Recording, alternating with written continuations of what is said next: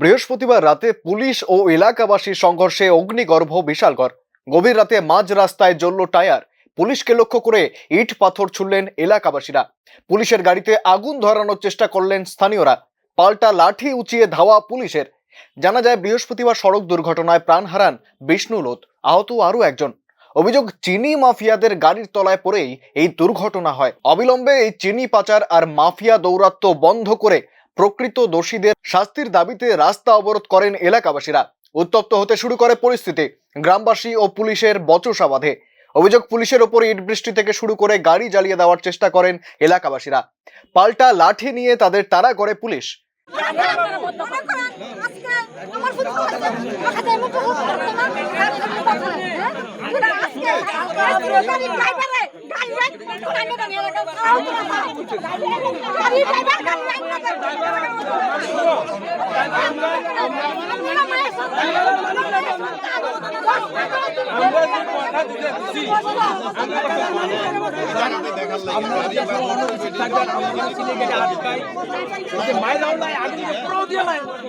Complain করতে sir আপনার কাছে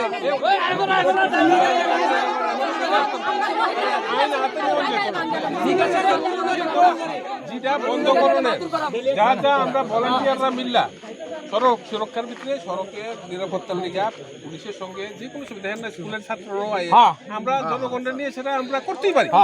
হ্যাঁ, জনগণ তো জনগণের লিগিত তো আমরা আপনারা মিললে সেটা সড়ক নিরাপত্তার লিগে এক মনে লাভ। চিনি পাচারকারীদের দৌরাত্মে ঘুম উড়েছে এলাকাবাসীর।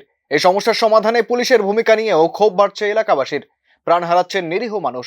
তৈরি হচ্ছে এমন উত্তপ্ত পরিবেশ। বৃহস্পতিবার রাতের ঘটনায় জড়িত থাকার সন্দেহে 5 জনকে আটক করেছে পুলিশ।